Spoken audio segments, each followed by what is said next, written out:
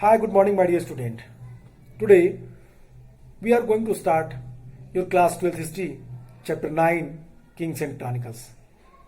In this chapter, today we will continue the topic imperial officials and administrations. Imperial officials and administrations. And in this topic, today we focus the Mansabdari system. What was Mansabdari system? We will read today.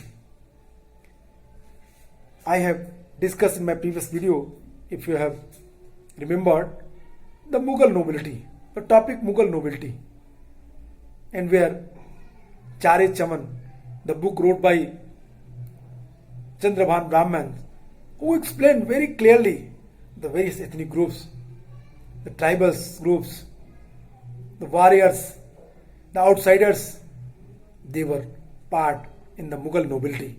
They play a very important role in the Mughal nobility. They were appointed as a Mansabdar in Mughal Empire in the various provinces. This Mansabdari system was base of military organization. It was taken from Southeast Asia, Abbasid. I think you are familiar with the name of Abbasid. Class 11th history, chapter 4, Central Islamic Land. We have discussed there the Abbasid revolution. They were Abbasid. They first time implemented the Mansabdari system, and वहां से Taimur, Genghis Khan और फिर मुगलों ने यह व्यवस्था अपने हाथ में ली. It means we have seen that system was adopted by Mughals in the Akbar's reign 11th year. Akbar अपने शासन काल में ये मनसबदारी सिस्टम एक्सेप्ट करता है. मनसबदारी systems, मनसब it means post. Here one thinks it should be very clear that mansab it means post. The Mansabdari system was introduced by the Mughal Emperor Akbar as a new administrative machinery and the revenue system. The term Mansab literally means position, status, rank. But in context of the structure of the Mughal administration, it indicated the rank of Mansabdar, that is holder of Mansab in the official hierarchy. The origin of the Mansabdari system, however, can be traced back to Genghis Khan. Genghis Khan organized his army on the decimal basis. The lowest unit of the army was 10 and the highest 10,000 Toman. You have read in chapter 5 Nomadic Empire, where we have discussed about the military organization of the Mongols, where we have seen that decimal system was adopted by that implemented in their army by Genghis Khan. Toman it means 1,000, 10,000. The post Toman, whose commander was known as Khan. Then it was first introduced by Babur in North India. But it was Akbar who institutionalized it in Mughal military setup and civil administration after reforming and introductions of two new concepts, namely Jat and Sawar. Here, one more thing which I clear you, that Mansabdari system, even the Babur, he used Mansab system, but out of India. In India, first time this system used by Akbar. अपने शासनकाल के 11 वर्ष में अकबर ने मनसबदारी व्यवस्था को accept किया, और इस मनसबदारी सिस्टम में शासन के अंत तक जाते जाते उसने जात और सवार नामक एक नए व्यवस्था को इंप्लीमेंट कर दिया. अब ये मनसबदारी सिस्टम क्या थी? The mansabdars constitute the ruling sections in the imperial structure. The mansabdars were said to be the pillar of the Mughal administration. Mansabdar constitute the ruling section in the imperial structure. Mansabdar was said to be the pillar of the Mughal administrations. The entire nobility, in fact, belonged to the Mansabs. Among them, one of the other held Mansabdari system was nothing but a system of nobles or Mansabdars, under which a Mansabdar or noble was granted the right to hold a Jagir, which means revenue assignments, not the land itself, for services rendered by them, but the authority bestowed upon them was not unbridled, but with the direct control of these nobles in the hand of the king. Here, this is the very important things which we have to understand, that Mansab, that was the post, that was the rank, that was the position. That meaning is very clear. The post was not hereditary. After the death of Mansab, that post had declined, abolished, finished, समाप्त हो जाती थी. ये एक पीढ़ी से दूसरी पीढ़ी, जनरेशन टू जनरेशन ट्रांसफर नहीं होती थी. Mansabdars, again I tell you that Mansabdars, that was the base of the Mughal administrations. Akbar implemented that system in the Mughal Empire. Mansabdars, their salary that was given in cash. But the salary given in cash, it means the cash it would be, it could be क्या, ये एक जागीर के रूप में भी हो सकता था और नगदी के रूप में भी हो सकता था. मतलब मनसबदारों की जो सैलरी थी वो जागीर के रूप में भी दी जा सकती थी और सैलरी के रूप में भी, और नगद के रूप में भी दी जा सकती थी, कैश के रूप में भी दी जा सकती थी. तो मनसबदारी सिस्टम प्रॉपरली रन कर रही थी. Day by day we have seen the conditions of the mansabdari system was flourished in the Mughal period. It was the medium to satisfy the ambition of the warriors, the local kings. It also proved the mutual understanding, mutual bonding with the Rajputs and the Mughals, Maratha and the Mughals, Afghans, Turans, Tajik and Mughals. The bonding is very, ये जो संबंध थे वो काफी मजबूत थे दोनों. और ये मनसबदारी सिस्टम ही थी. That was the mansabdari system who set up that type of relation. ये व्यवस्था एक यूनिक व्यवस्था थी. इनमें कुछ चीजें, मनसब में सबसे बड़ा mansab, top military title was Khane Khana. I have already discuss about the Abdul Rahim Khan Khana, who was the court race in Akbar period. He was also Navratna. The mansab, the lowest mansab 10 to 500 they call mansabdar. 500 to 25 they call amir. Above 2500 amir umda. And the top post of the mansabdars khane khana. And 10,000 was largest mansabdari system. 10,000 was largest mansab in the reign of Akbar. In last time Akbar introduce a new types of system, Jat and Sawar. It means Jat, according to Jat, the salary has fixed, and Sawar, it means the horses. एक मनसबदार के पास कितनी जात है और कितने सवार हैं, इन दो आधारों पे कैटेगराइज किया गया. There are three categories of the mansabs: 5,000 Jat and 5,000 Sawar, 5,000 Jat and 3,000 Sawar, 5,000 Jat and 2,000 and below Sawar. मतलब सवार इट मीन्स द हॉर्स. एक योद्धा के पास कितने सवार होने चाहिए. और इसी व्यवस्था में लास्ट तक आते आते जहांगीर ने कुछ और इंप्लीमेंट किए. सिंह हस्पा, एक द्विहस्पा और सिंह हस्पा. It means a new system that was implemented by Jahangir, that was सिंह हस्पा एंड द्विहस्पा एंड सिंह हस्पा. It means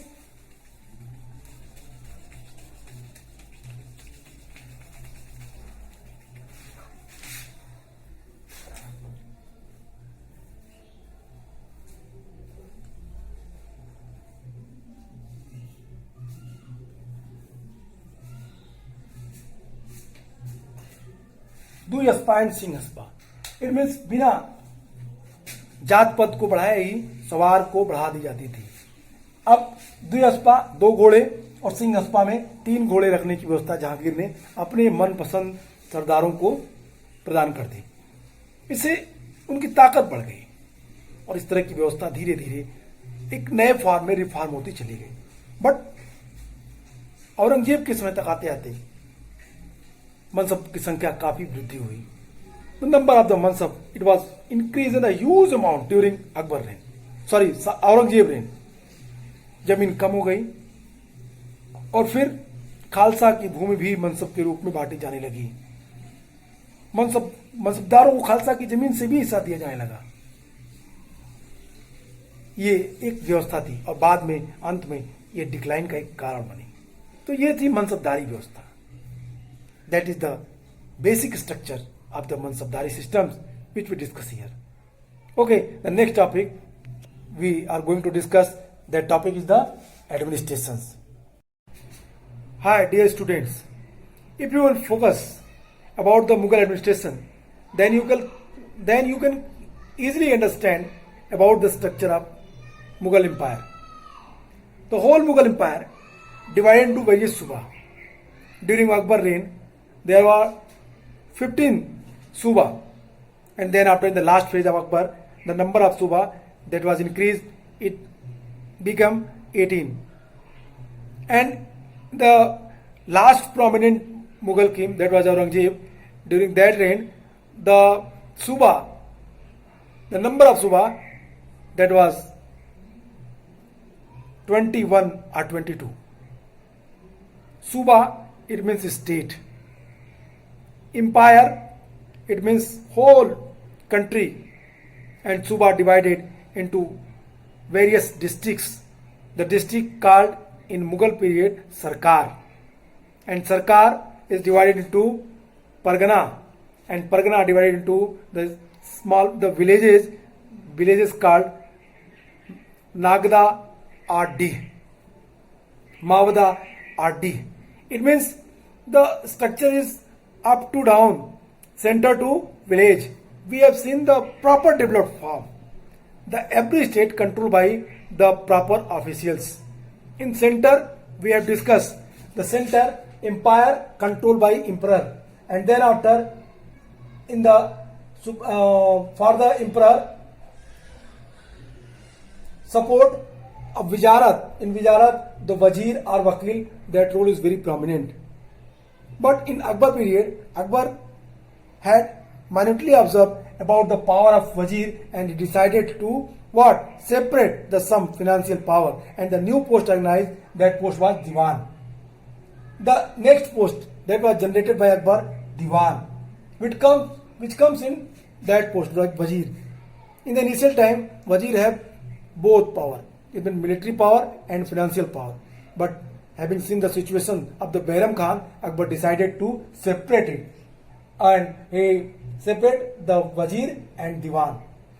The second, Mir Bakshi, which we have discussed, the Mir Bakshi, his signature, it was the what? Pay ministers. On his signature, the salary that has delivered. Cash जो salary दी जाती थी सेना को, वो मीर बख्शी के signature के आधार पे सरकत नामक पत्र जारी करके ही दी जाती थी। Mir Bakhshi, then after the Sadr Sudur, ही was chief of the religious matter, Sadr Sudur, he suggested that emperor in the religious matter, he was the advisor. Sadr Sudur was the advisor of the religious matter. ये religious matter का advisor था. That was the proper developed form. वजीर थे, दीवान थे, मीर बख्शी था, फिर सदर सुदूर थे। सदर सुदूर धार्मिक मामलों को देखता था, मीर बख्शी मिलिट्री को देखता था, और वजीर पूरे प्रशासन को कंट्रोल करने का प्रयास करता था। सिमिलरली स्टेट इट मीन सूबा कंट्रोल होती थी गवर्नर से, जिसे सूबेदार कहते थे। सूबेदार की सहायता के लिए वहां पे दीवान और बख्शी एंड जस्ट लाइक ये दीवाने सदर नियुक्त रहते थे। Even they were separate power, but इनके अपने सारे चीजों को ये कंट्रोल करने का प्रयास स्टेट के एडमिनिस्ट्रेशन को था। ये इनके अंडर में थे कि स्टेट कैसे फंक्शंस करे, रेगुलेट करे properly. That is a very important things. और कई जो सूबे थे कई सारे सरकार में बदले थे, सरकार में बटे होते थे, सरकार मतलब जिले, और ये जिले फौजदार के कंट्रोल में होते थे। यहाँ पे फाइनेंशियल काल जो फाइनेंशियल काम थे वो आमिल गुजार कंट्रोल करता था, और धार्मिक मामलों को काजी ए सरकार नामक ऑफिसर्स कंट्रोल करता था। ठीक इसी तरीके से सरकार भी कई सारे परगनों में बटे थे। ये परगनों के मुखिया को सिकदार कहते थे। वहां पे फाइनेंशियल जो मैटर्स थे उसको आमिल देखता था, और वहां पे काजी की अपॉइंटमेंट जो धार्मिक मामलों को देखता था। यहाँ पे इनके अपॉइंटमेंट का सिस्टम है।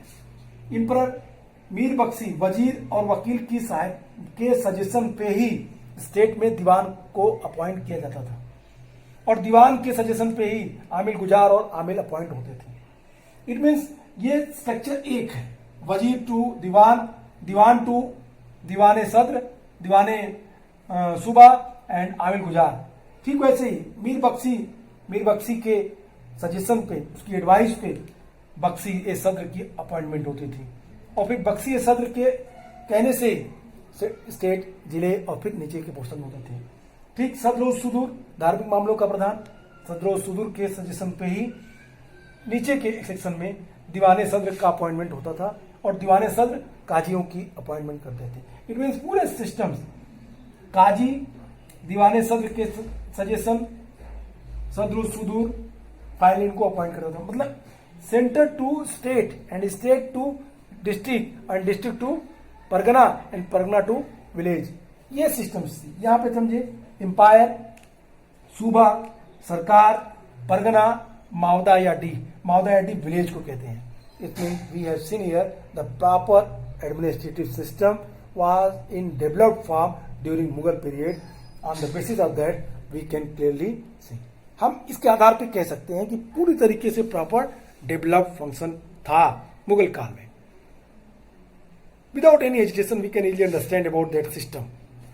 हमने डिवाइड किया, स्टेट डिवाइडेड इनटू सूबा डिवाइडेड इनटू सरकार divided into Pargana divided into Mavda or D. It means village. And just like that, emperor who controlled the whole empire, Subedar or governor controlled the Suba, and Faujdar who controlled the Sarkar, and Sikdar who controlled Pargana, and Khut Mukaddam or Chaudhry controlled the village or Nagda. And next, Diwan, who was the financial chief. Diwan was the financial minister, who controlled Diwan, Wazir or Wakil, who controlled the administrative system. Wazir or Wakil controlled the administrative system in center. Especially Diwan, who controlled the financial system. Similarly, in state, Sadre Diwan. It means Diwane Suba, who was appointed with the suggestion of the Diwan by emperor.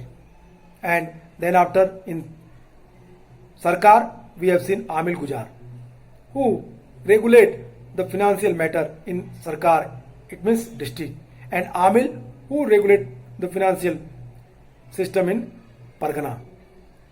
Similarly, the next Sadru Sudur, it means he was the minister of religious matter with the advice of that ministers Sadre Sudur, Subae Sadr appointed, and next Subae Sadr, Sadre Sarkar and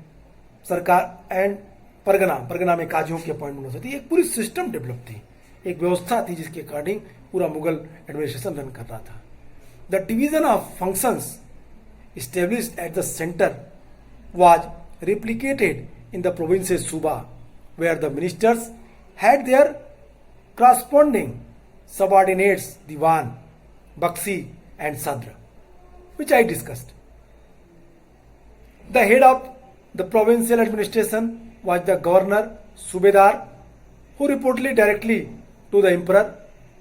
The Sarkar it means district, Sarkar into which each Suba was divided into often the overlapped with the jurisdictions of the Faujdar commandants, who were deployed with the contingents of heavy cavalry and musketeers in districts.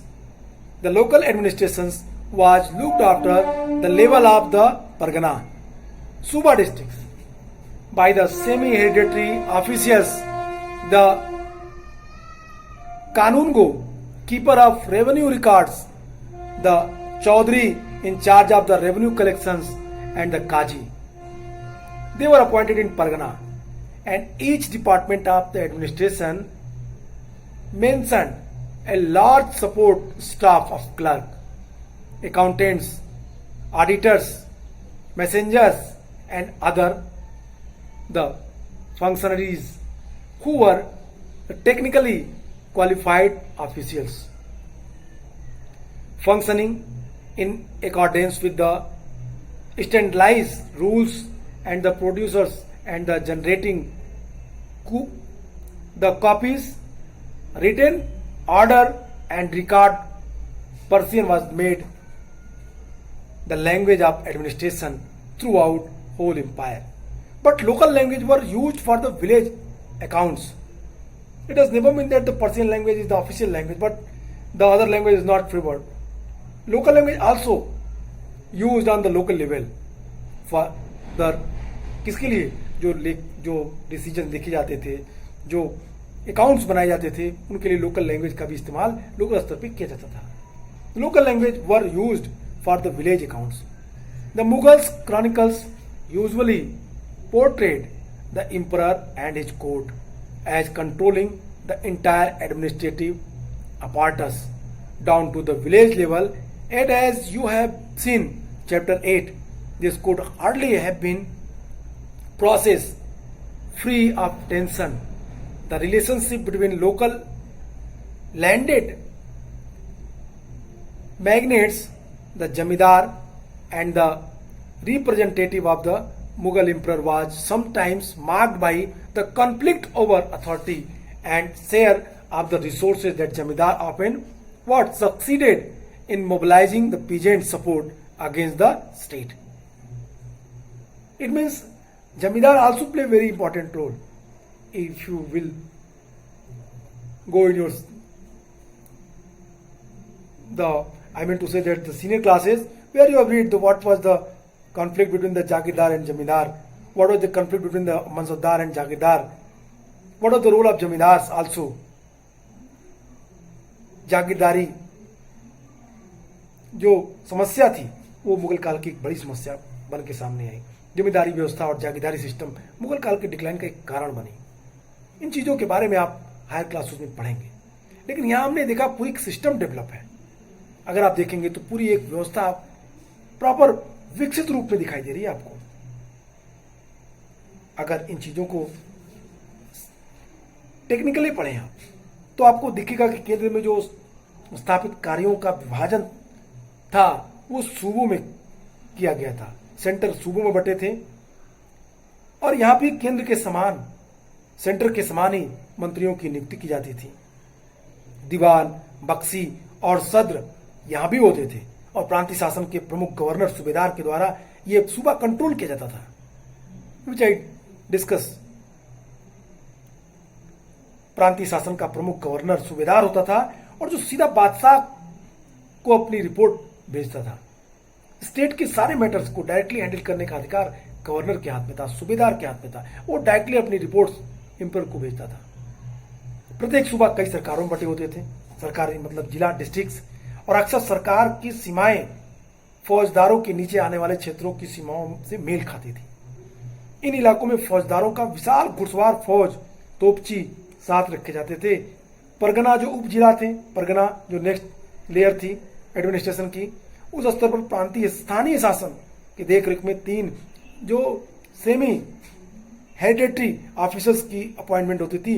ये कौन कौन थे? कानूनगो that was, ये क्या करता था? ये राजस्व लेखों को रखवाली करता था, राजस्व अभिलेखों को कंट्रोल करता था, उसको मेंटेन करने का काम कानूनगो करता था.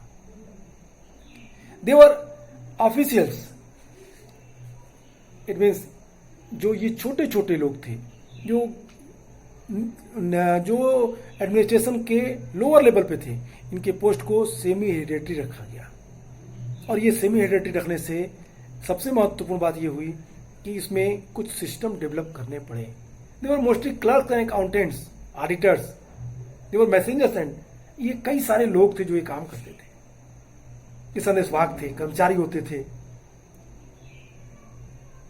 कहता है शासन के प्रत्येक विभाग के पास लिपिकों का एक बड़ा सहायक समूह, लेखाकार, लेखा परीक्षक, मैसेंजर्स और बहुत सारे ऑफिसर्स होते थे जो तकनीकी रूप से बड़े ही स्किल्ड होते थे। मानकीकृत नियमों के प्रक्रियाओं के अनुसार कार्य करते थे तथा खूब अधिक संख्या में लिखित आदेश व वृत्तांत भी तैयार करते थे।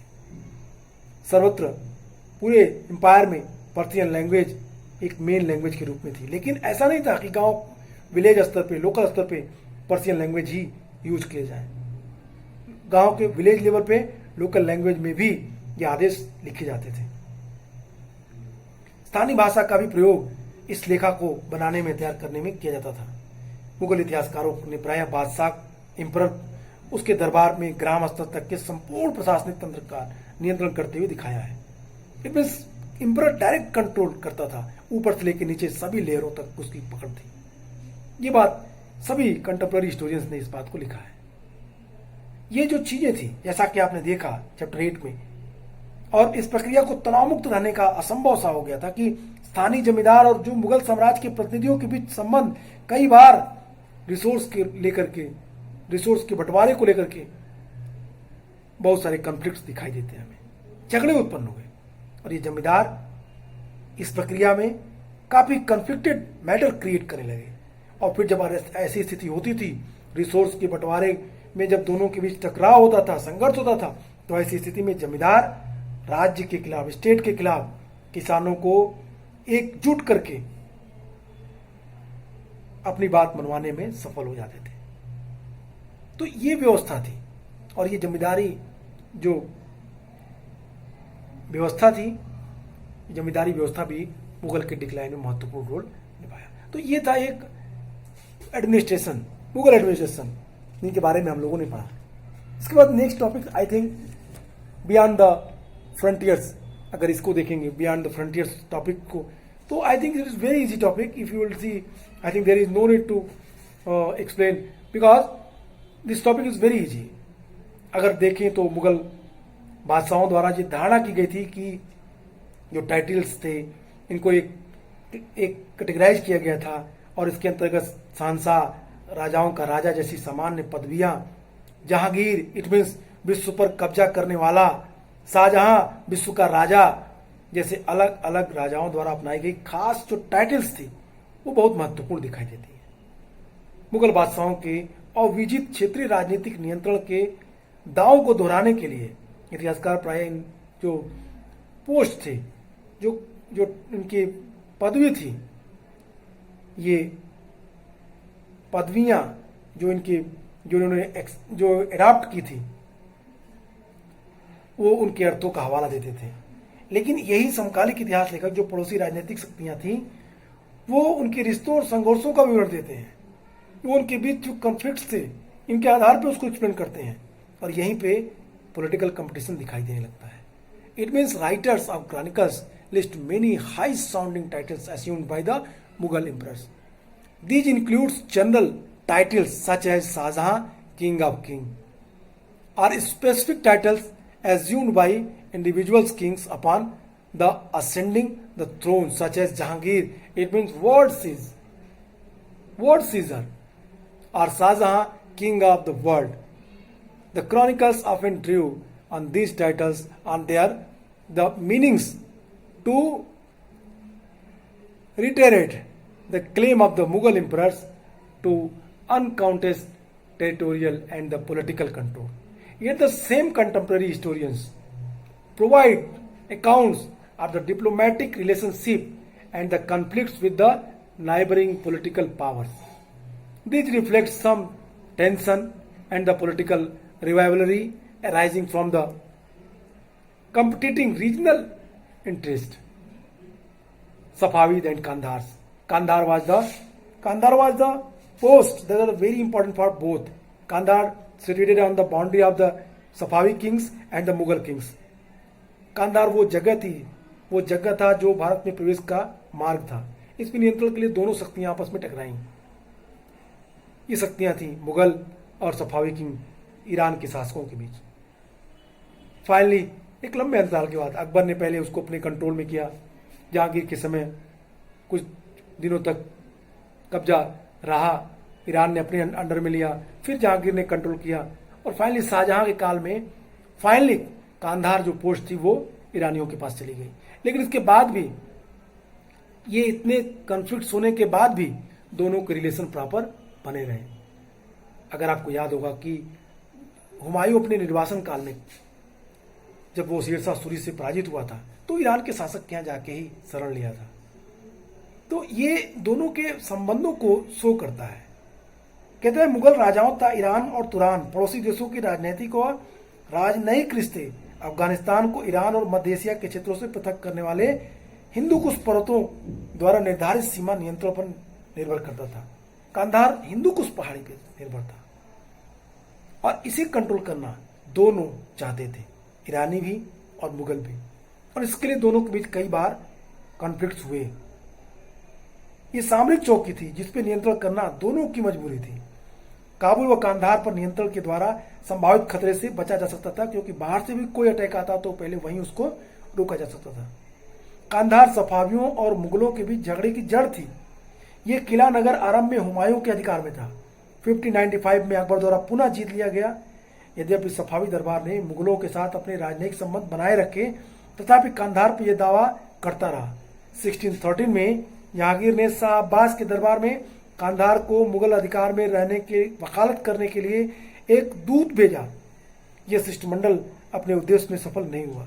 1622 जाड़े का महीना, फारसी सेना ने कांधार घेर डाला और मुगल रक्षक सेना पूरी तरीके से तैयार नहीं थी और फाइनली कांधार मुगलों के हाथ से निकल गया। ये थी कांधार पे कंट्रोलिंग। लेकिन फिर भी सबसे महत्वपूर्ण बात ये थी दोनों में कि दोनों के बीच नेबरहुड बना रहा, पड़ोसी दोस्ताना संबंध बने रहे। कांधार ईरानों के पास गया या कांधार मुगलों के पास रहा, भले ये कॉन्फ्लिक्टेड मैटर था लेकिन दोनों के बीच विश्वास बना रहा। ऑटोमान साम्राज्य next I think next topic is the Ottoman pilgrimage and trade. आप इन टॉपिक्स को देखें, ये बहुत ही इजी टॉपिक्स है और I hope you will understand this topic. तो आज के लिए इतना ही। Good bye and take care.